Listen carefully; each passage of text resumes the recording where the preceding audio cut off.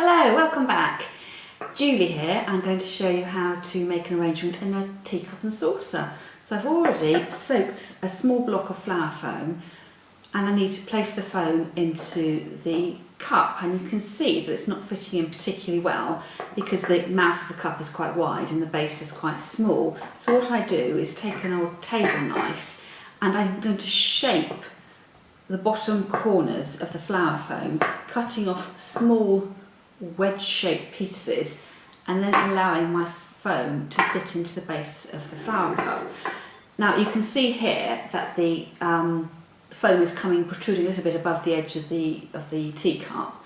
There's no problem with that. It means in fact I could put some greenery and flowers and foliage into the arrangement and pin them in from the side, but actually I want the flowers to be seated within the depth of the cup, so I'm actually going to trim off a little more of the depth of this arrangement because I want this piece of flower foam to sit tight down inside the cup. And the reason for that is that I'm going to cut my materials quite short and I want quite a compact arrangement.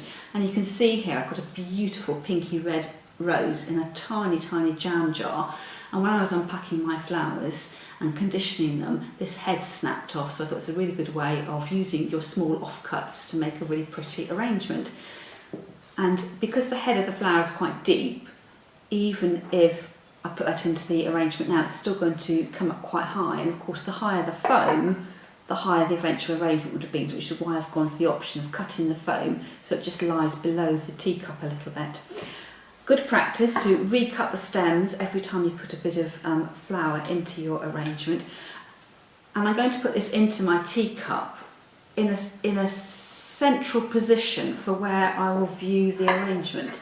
So I haven't gone to the centre of the foam, I've gone to the centre front of the arrangement. Now normally when I arrange my in flower foam, I would take my greenery out first of all, and I put a piece to one side, a piece to the other, a piece to the other, a piece to the other, sort of like round the hours of the clock, so 12 o'clock, 3 o'clock, 6 o'clock, 9 o'clock, and then twist it round and put foliage in the gaps that were left. But because I've only got a tiny amount of foliage, I'm going to go sort of tiny amount of foam, going to go freestyle this time and just fit in what I've got room to fit in.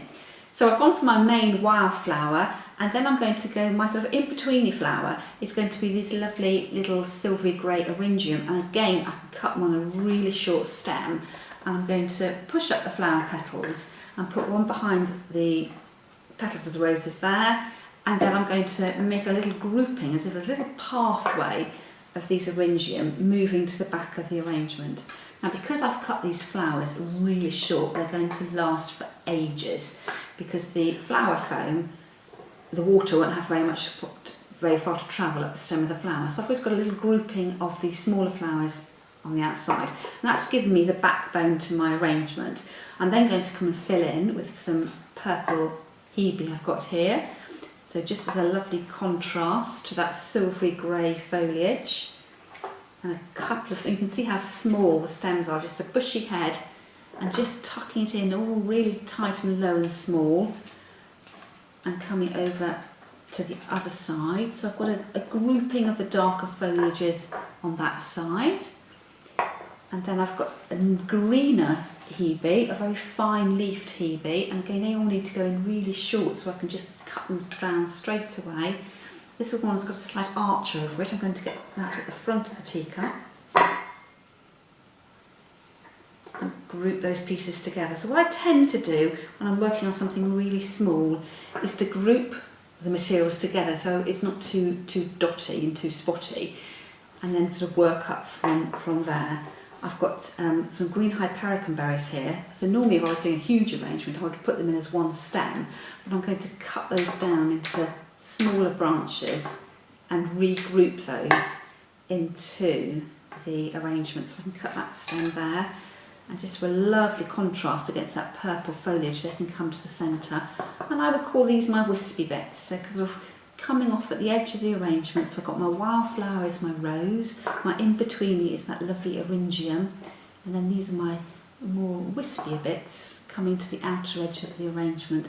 So I'm always thinking about small, medium and large, and I've packed those down to that one side, which leaves me a gap over on the other side. And I shall put a little bit more of the purple hebe, just to bring that colour through from one edge of the teacup through to the other.